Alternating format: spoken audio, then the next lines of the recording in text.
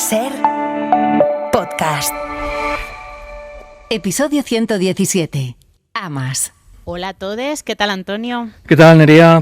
Muy buenas a todos. Pues mira, estoy algo cansado de lo de siempre, de que nos utilicen como estandarte de causas nobles aquellos que una y otra vez arrastran nuestros derechos. Me refiero esta vez a las justificaciones que se están dando para el ataque de Israel y Estados Unidos contra Irán. Nos cuentan que es que en Irán cuelgan a los homosexuales de los árboles y claro que vamos a reclamar los derechos de los y les iraníes, pero no vamos a permitir que se nos use como bandera para masacrar a una población.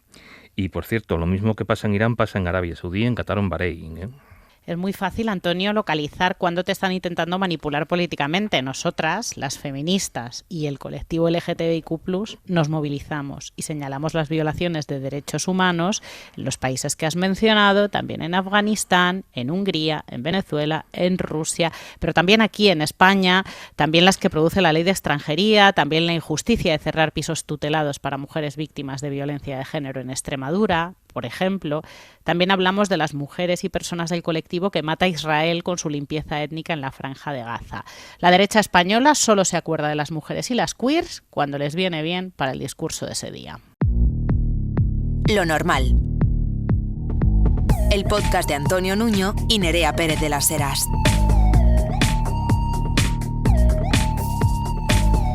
Un podcast normal.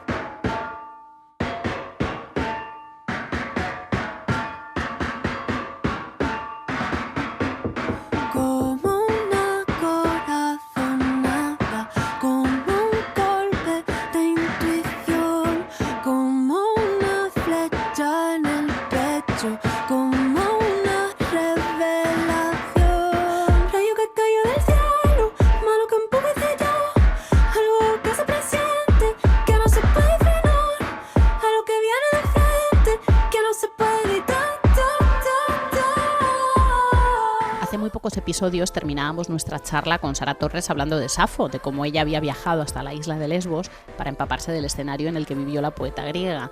En este episodio vamos a hablar de un disco que empieza con una máxima de la propia Safo: lo que te quede por decir, te quedará por llorar. Es una frase que aparece en Dilo, el primer tema de Ama, el primer disco en solitario de María Arnal. Cuesta acostumbrarse después de todo lo que disfrutamos con sus anteriores discos a no citar a la segunda parte del nombre que iba siempre ligado a María, Marcel Vallés. La María que ahora nos encontramos es aquella, pero es otra. Ha tomado las riendas de su música y nos ofrece sonidos nuevos que llegan desde la experimentación y la investigación. Y suena muy bien. María, ¿qué tal? Muy bien, gracias por invitarme. María, podríamos aplicar aquello de todo fluye, todo permanece. Es curioso que en un podcast como este estemos hablando de Safo, una poeta que vivió hace más de 2700 años. Qué fuerte, ¿no? Cómo ha sobrevivido su poesía al silencio y al patriarcado, ¿no? Siglos y siglos. Para mí era perfecto empezar con una cita, con un verso suyo, porque me parece súper bonito. Lo que te quede por decir te quedará por llorar. El disco se llama Ama, que es como este imperativo, ¿no? de amar, entre más significados que tiene la palabra. Así que la primera canción quería que también fuera un imperativo, ¿no? Ese decir por liberar, ¿no? Sobre todo porque este es un disco, sobre todo, que yo lo vivo como mi liberación total. Sí, decías que te has quedado a gusto, ¿no? Antes. Sí, me he quedado a gusto. No lloramos solo de tristeza, ¿no? Lloramos por liberar, por transformar la emoción en agua. Lloramos de alegría, lloramos de emoción, ¿no? Lloramos de empatía, lloramos de clímax, ¿no? De plenitud. Siento que este disco era muy importante para mí, que tuviera muchas emociones, ¿no? Hablabas de este imperativo, del verbo amar. Es también la tercera persona del presente indicativo. Ama es dueña, pero ama son también unas siglas. ¿Qué siglas son esas? Sí, María? Son las siglas de mi ama, ¿no? De mi amor, que es mi prima hermana, que cuando yo tenía 13 años murió de una enfermedad súper estigmatizada, que es el SIDA, y que ella pues se contagió por la leche materna de mi tía, que se contagió del VIH por el consumo de heroína, ¿no? Ella perteneció a esa generación que sufrió ese estigma y que no sobrevivió. Y siento que ahora somos no solo yo, sino muchas voces que desde la experiencia súper cercana ahora hemos conseguido, tantos años después, decir con nuestras prácticas, ¿no? Con nuestras visiones, nuestras palabras, decir, ¿no? Decir esa historia. Y para mí quería que esta historia me acompañara porque su muerte dio mucho sentido a lo que soy ahora. Yo siempre he cantado un poco con ella, ¿no? También es un disco que habla casi de los estados que el amor produce en el cuerpo, ¿no? Pero diferentes formas de amar, ¿no? Amar a la hermana, amar a la amiga, amar a la madre, ¿no? Amarse a una misma. El amor hacia el cuerpo.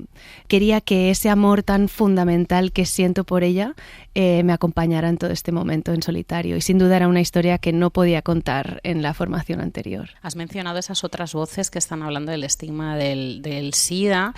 Entendemos que te refieres pues a Romería de Carla Simón al final de esta trilogía, pero también al documental de Alba Flores sobre su padre, y creo que hay una visión que siempre mencionamos aquí como más tangencial, más poética, más de ciencia ficción, que es la de Julia Ducournau en Alfa. ¿Por qué crees que se ha callado tanto tiempo? Se han callado tanto tiempo estas historias. ¿Qué está pasando con nuestra generación de creadores que las estamos contando? Creo que, por un lado, hay una necesidad de contarlas desde la voz propia, digamos, ¿no? Desde la experiencia también de la familia, del entorno familiar, de cómo se vivió ese silencio, ese estigma, ese miedo al rechazo. Pero sobre todo porque había un dolor, y el dolor cuando está tan fresco muchas veces se siente pero no se puede decir, ¿no? Y sobre todo también porque lo vivimos como niñas. En mi caso yo tenía 13 años y en ese momento no entendía nada. Y ha sido pues casi entendiendo el cuerpo como un archivo de memoria, ¿no? Y más como con el oficio que tengo, que es mi cuerpo es mi instrumento, ¿no? Es la voz, de encontrar la manera de cantarlo, de decirlo a mi manera, ¿no? De alguna manera y sanarlo, ¿no? Llorarlo hacia afuera, compartiéndolo con el mundo. En ese sentido, Ama es también dueña. ¿Te has adueñado en este tiempo desde que sacaste el anterior disco de tu carrera? ¿Has tomado las riendas para hacer realmente lo que te apetece y para contar lo que quieres contar?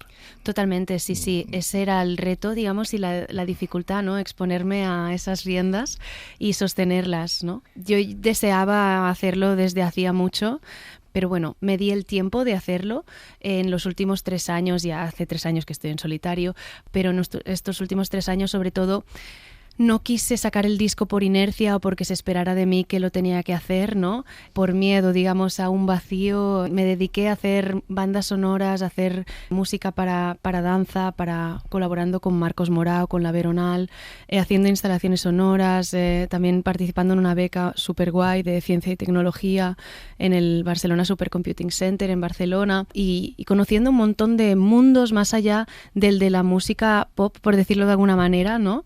Entre comillas, muchas, que me han nutrido muchísimo y que me han liberado también de esa idea de que igual pues solo existe el ciclo disco gira, ¿sabes? Que yo ya estaba un poco agotada de eso. Así que me he permitido diluirme en otros circuitos, ¿sabes? Y luego ahora vengo con todo lo aprendido, ¿no? En este primer disco. Hay muchas alusiones a la muerte en este disco. Ya las había en trabajos anteriores, como la banda sonora de Polvo Serás. ¿Es la muerte un tema que te obsesiona? Pues la verdad que no, pero es que viene así, La muerte y la primavera también, de Marcos Morao. No sé, o sea, bueno, de Polvo Serán, por ejemplo, me encantaba la idea de hacer una banda sonora y fue un proceso chulísimo, y me encantaba un poco el planteamiento tan singular que proponía Carlos. Y con Marcos sí que tiene varias obras últimamente que son así muy mortíferas todas. Pues no sé, es que hablar de la muerte es hablar de la vida. Suena un poco a expresión un poco ya como humanidad, pero es la verdad, ¿no? Que me quiten... Haces un recorrido por la violencia que se ha infligido a las mujeres a lo largo de siglos, muy ambicioso. ¿Esta canción tiene más de lamento o de reivindicación?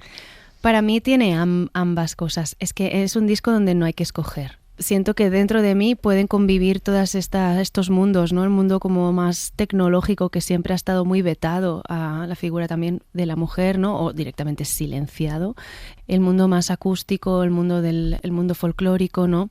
En que me quiten, quería hacer una enumeración de imágenes que casi pudieran funcionar poéticamente y metafóricamente, pero también de manera casi documental. Es decir, incluso a nivel personal, ¿no? Y esta sí que es una canción que no hubiera podido escribir en ningún otro disco, porque muchas de esas experiencias siento que cuanto más mayor me hago, más feminista me hago, más rabia me da las violencias que están absolutamente, de las que nuestra realidad está impregnada, y la idea de explicarlo desde un lugar tan físico como el cuerpo de la mujer, me parecía que era, me atraía, tenía muchas ganas de escribir esta canción, ¿sabes? Mencionabas la tecnología, a ver si lo digo bien. Hablando del Barcelona Supercomputing Center, sí. ¿Qué tan presente está en este disco? Vale, bueno, me dieron esta beca, ¿vale? Una beca europea muy guay que se llama STARTS, que es de Ciencia, Tecnología y Arte.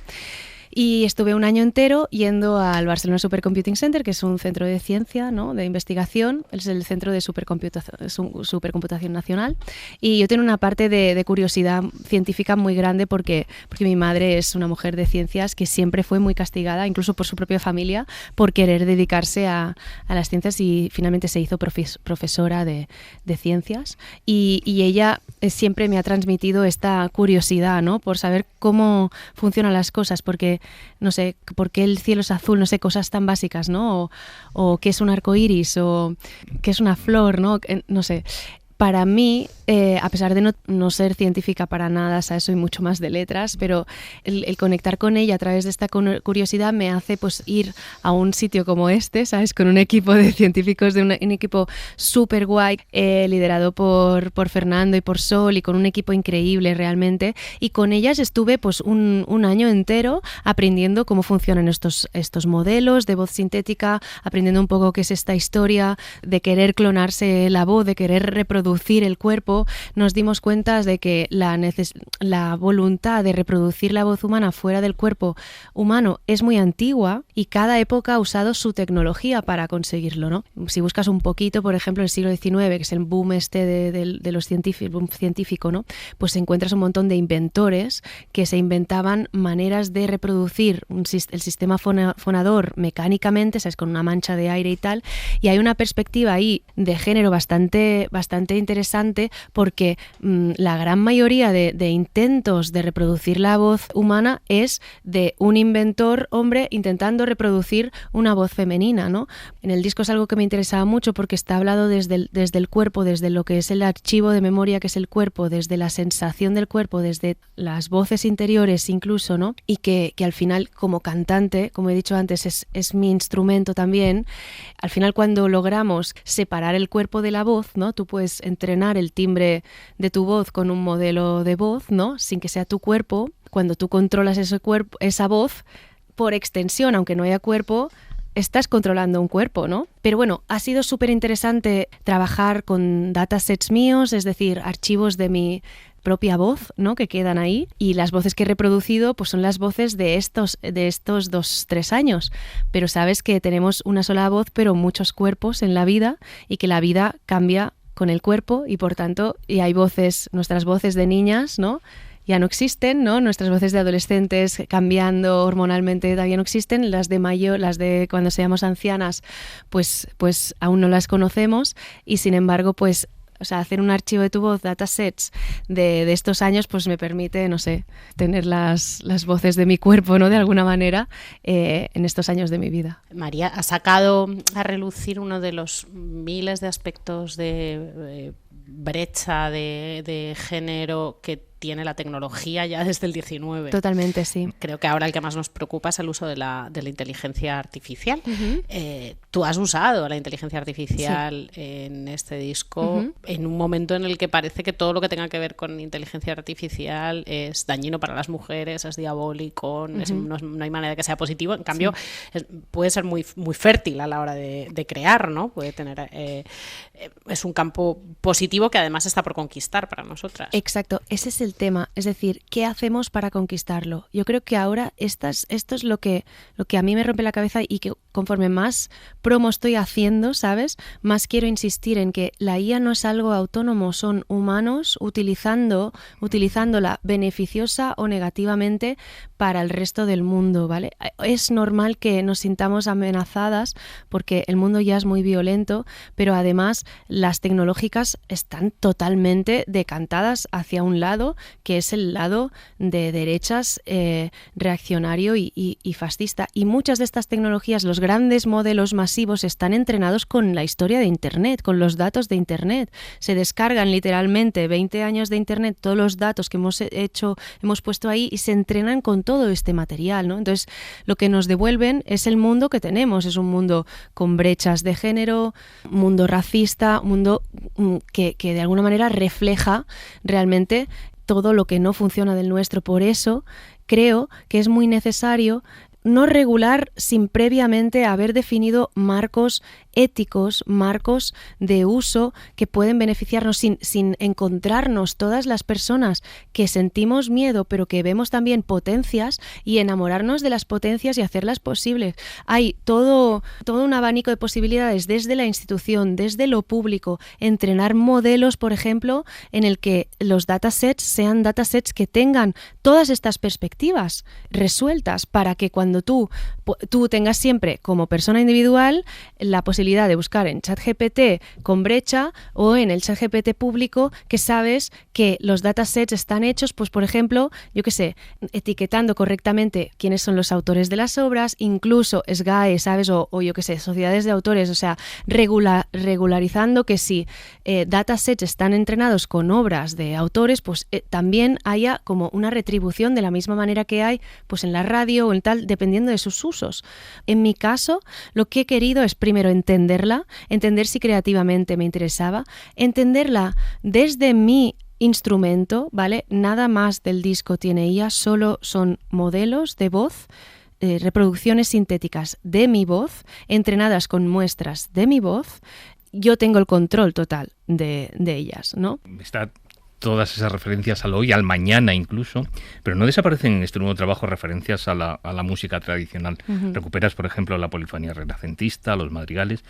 ¿Cómo se combina eso con los sonidos electrónicos y que dé el resultado que da, tan extraordinario, claro? Muchas gracias. Pues no sé, o sea, divirtiéndome, la verdad. A mí siempre me ha encantado cantar o sea, de mis momentos más bonitos de la infancia cantando son con mi hermana y con el coro que teníamos en la escuela, que estuvimos unos años ahí cantando y me encantaba, me lo pasaba súper bien. Así que aquí me he hecho un poco como este coro de Marías.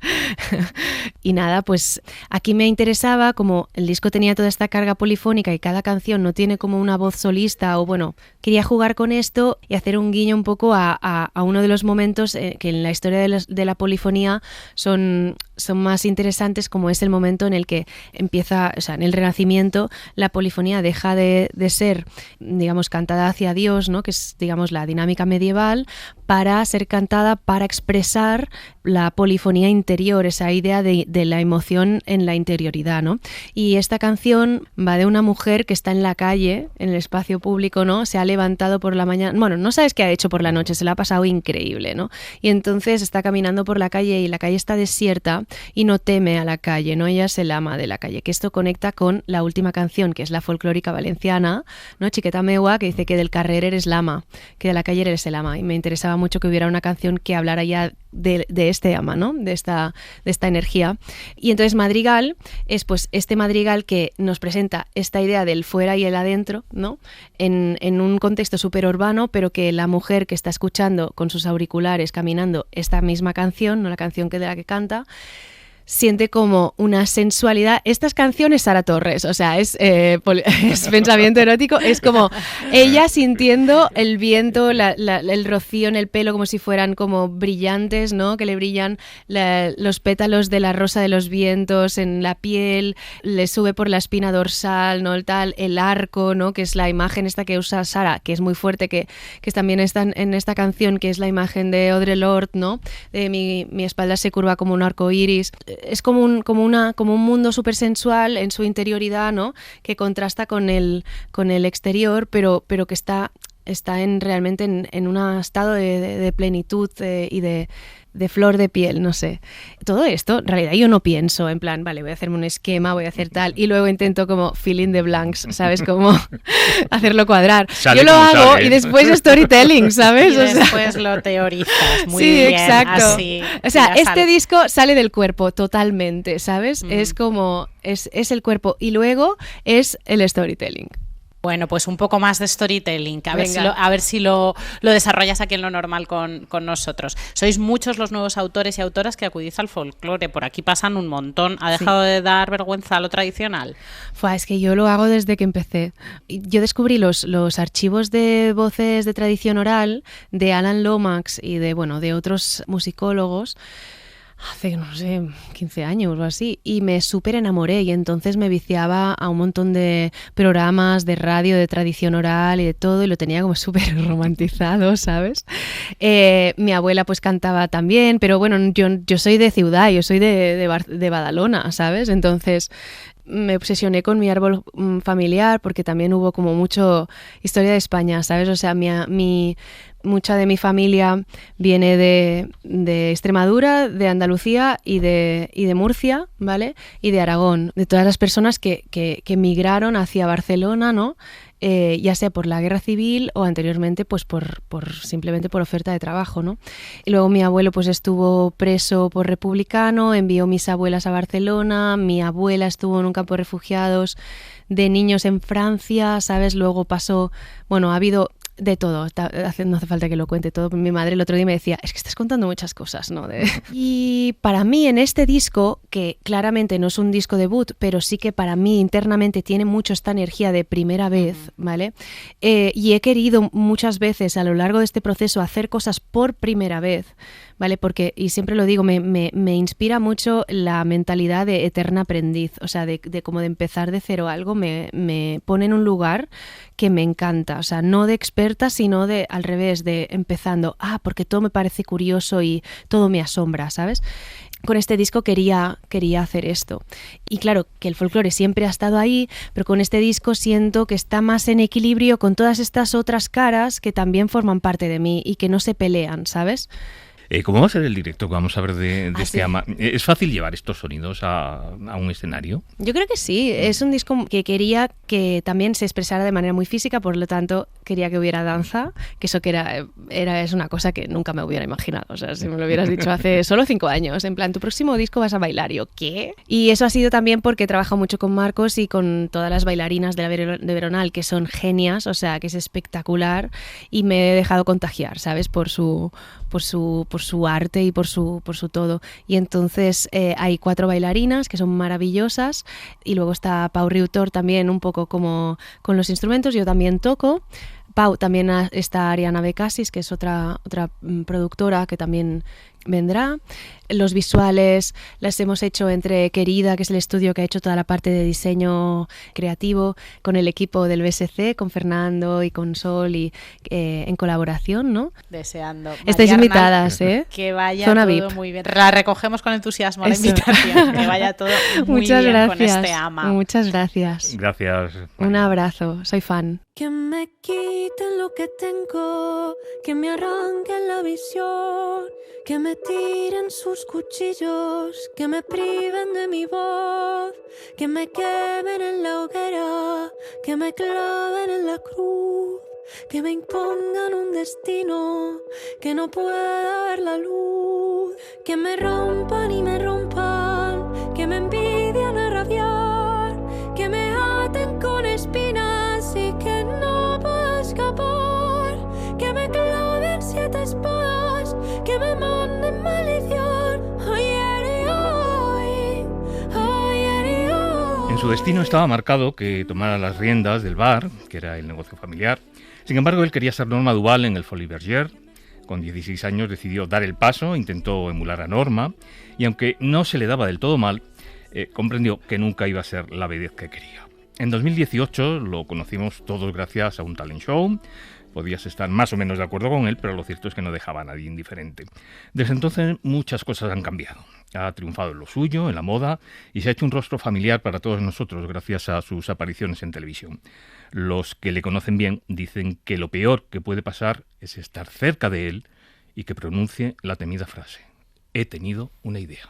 Los artistas siempre estamos como en una efervescencia creativa, y Eduardo, siendo el mismo, no te lo acabas. Eduardo Navarrete no te lo acabas, es inacabable.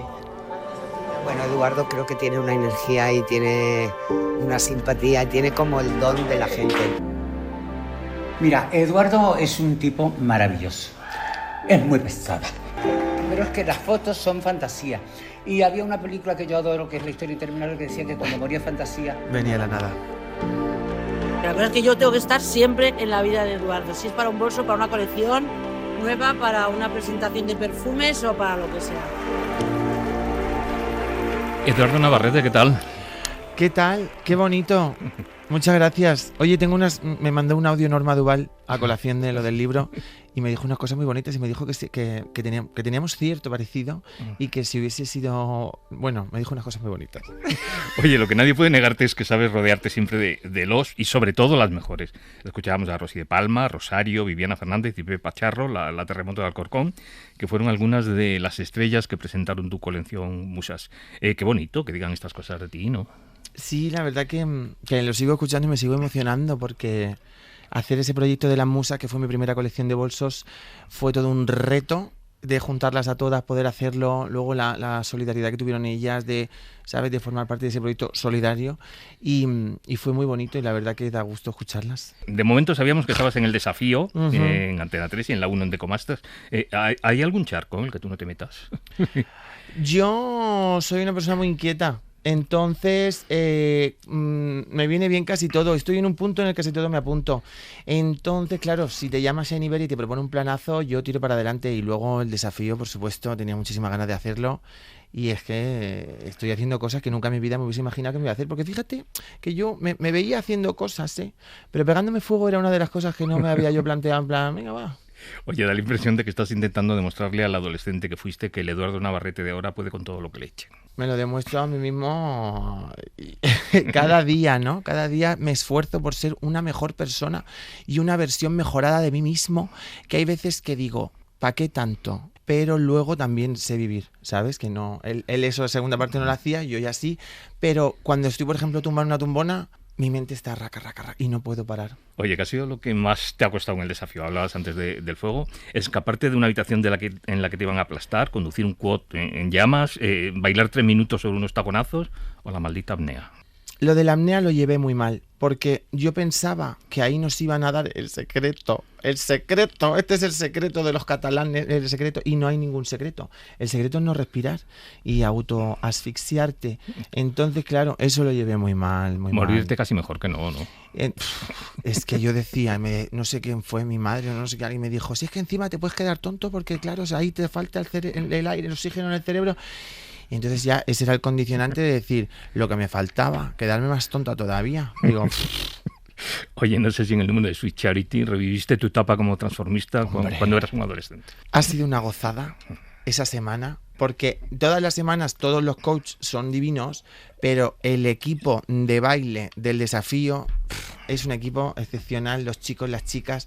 Entonces, Noelia, estar con ellos tantas horas, porque para memorizar un baile de esas características tienes que estar en muchas horas, entonces es cuando realmente esa es la semana que más convives ahí en el desafío, en ese hangar maravilloso. Y la verdad que ha sido una semana muy guay. Y ha revivido a la Nenuco totalmente. Venía viendo fotos, Eva Gamero, que me hizo un maquillaje espectacular, porque claro, yo ya no soy la niña que era. De niña a mujer, que diría Julio Iglesias, claro. Entonces ahora soy un caballero. Y estaba viendo las fotos y digo, wow, qué buenos recuerdos. Amnesia, Ibiza, Pachá, Bora Bora, Space, todas esas discotecas que he bailado tantos años arriba de esos tacones, así tengo la espalda, con 30 años, que parezco una alcayata. Oye, ¿cómo fue aquello? ¿Cómo lo calificarías más concretamente? ¿Transformismo, travestismo, drag queen? Yo lo definiría como un sueño porque hasta ahora yo creo que fue también por la edad y lo prematuro que fue aquello. Tenía 17 años cuando empecé a travestirme. Ha sido el mayor sueño que he tenido. Lo deseaba tanto y lo veía tan lejos, el ser travesti, transformista, la reina de la pista, como quiera llamarlo, que yo creo que es el sueño más grande que he tenido. Fíjate, que ahora soy, ¿no?, que soy diseñador, que salgo en la tele, que patatín, que patatán, y me encanta mi trabajo, me encanta la persona en la que me he convertido, no me gustaría seguir siendo la que fui, aunque tengo matices todo el tiempo, pero fue una cosa muy grande, muy bonita. Sin embargo, has contado en muchas ocasiones que tu familia aquello no lo veía nada bien. Hombre, imagínate, yo en mi casa escuchaba el Cara al Sol como Matiz, ¿no? Te puedo decir como Matiz. La banda sonora de mi infancia era el Cara al Sol, pues imagínate cómo sentó aquello. Entonces fue complicado hacerles ver que aquello era un trabajo, que yo a la par estaba en la universidad, que en verano o los fines de semana trabajaba y sobre todo tus padres lo que quieren es lo mejor para ti. Y aquello no lo entendían. Pero he de decir que mi padre, en paz descanse, y mi madre, con una tía mía, vinieron a verme a Ibiza. Y lo pasé, estaba súper nervioso. Ya me habían visto travestido, creo. Ay, no me acuerdo. Pero sé que pasaron estuvieron en un bar en la calle de la Virgen esperando que yo pasara con la rúa, ¿no? Con de la discoteca. Y recuerdo que estaba muy nervioso, sí. Oye, ¿en Decomaster qué tal? En Decomaster lo he pasado muy bien. Lo que pasa... A ver, voy a hablar aquí a corazón abierto porque tú sabes que lo que mi corazón siente, mi boca es un campanario, ¿vale? Aunque Macarena Rey, la directora, me mate. Hemos pagado el pato de ser los primeros. Entonces yo ya he pagado el pato varias veces de ser el primero en varios formatos. Entonces hemos echado horas, tío, horas. El otro día vi el programa y le dije... Está muy bien montado, está muy bien editado, se ve todo muy rápido, es muy dinámico. Pero, tío, es que hemos currado mucho. He descubierto gente nueva como Mar Flores y Carlo, que son un escándalo. Bueno, yo es que, claro, como buena mariquita, ¿no? Donde haya una diva y estoy yo. Y para mí la señorita Flores es un sueño, además... Oye, ya hemos escuchado antes a la Terre en la presentación de Musas. Parece que os habéis convertido en pareja, de hecho, casi. Casi. Sí, la verdad que tenemos una relación muy bonita y bueno... Y es fantástico. Oye, ya han pasado unos cuantos años desde tu aparición en Maestros de la Costura. Algo que nos quedó claro ya allí fue que no estabas dispuesto a callarte, que aunque puedas tener problemas vas a decir siempre lo que piensas. Lo que mi corazón siente, mi boca es un campanario, no sé mentir. Es que no sé mentir, se me pone una cara de... Sí, y me meto en jaleos. De Eso hecho, te ha traído problemas, claro. De hecho, en el último programa, con Edu Casanova, hemos tenido algo que te encuentro porque, claro... Pero, ¿me ha traído problemas? Sí. Pero ¿sabes qué pasa? Que yo me creo que como cuando dices las cosas, si las dices sin maldad, la otra persona lo va a percibir con esa buena intención que tú lo estás lanzando, y con el tiempo he aprendido que por muy buena que sea tu intención, la otra persona no lo percibe igual, pues vas corrigiendo algunas cosas o ya te reservas la opinión mucho. ¿Cuál de todos los concursos en los que has participado te ha resultado más difícil? Hostias. Mira, en Maestros me lo pasé pipa, porque es que yo no había hecho nunca antes nada de tele y ahí a calzón quitado, encima era un crío, 22 años, imagínate la cantidad de tonterías que decía.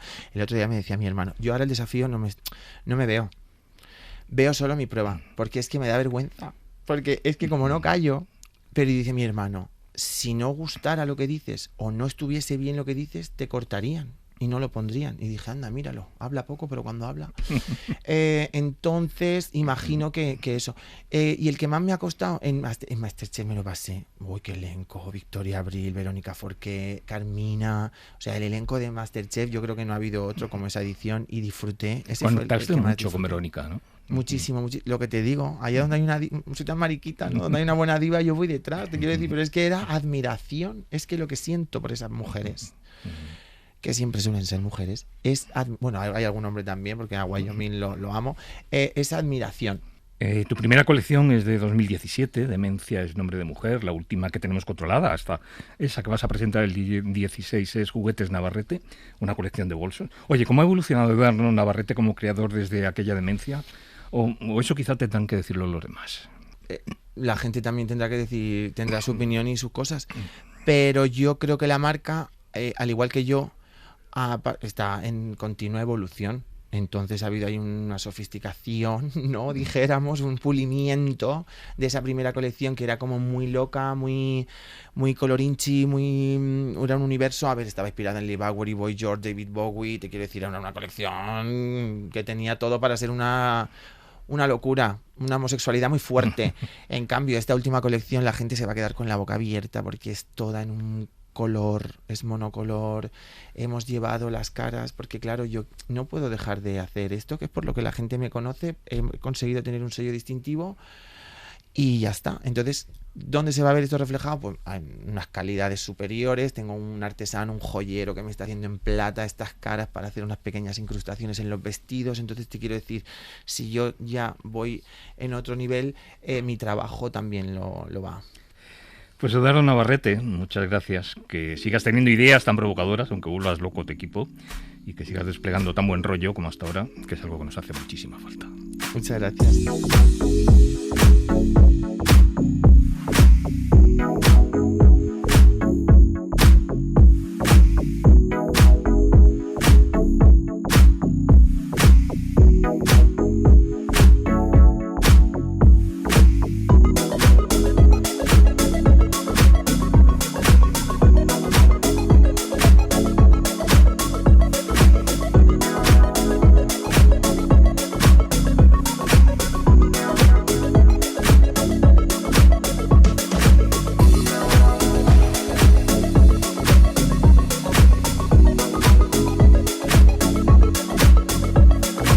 No nos olvidamos de que acabamos de celebrar otro 8 de marzo en el que marchamos codo con codo, feministas y militantes por los derechos LGTBI más unidos que nunca, precisamente porque la ultraderecha nos considera igualmente responsables de todos los males del mundo. Yo aquí solo añado que lo único que nos queda a nosotros, los hombres, es acompañar y apoyar. Nos vamos hasta el próximo episodio en compañía de María Jesús Rodríguez, Javier Camacho, Luis Miguel Ortiz y Carlos Ródenas. Hasta la próxima. Hasta la próxima. Lo normal es una producción de Ser Podcast.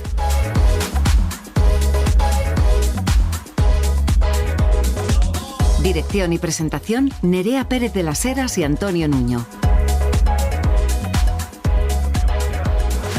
Guión y producción, Tony Quart. Realización, José María Sendra.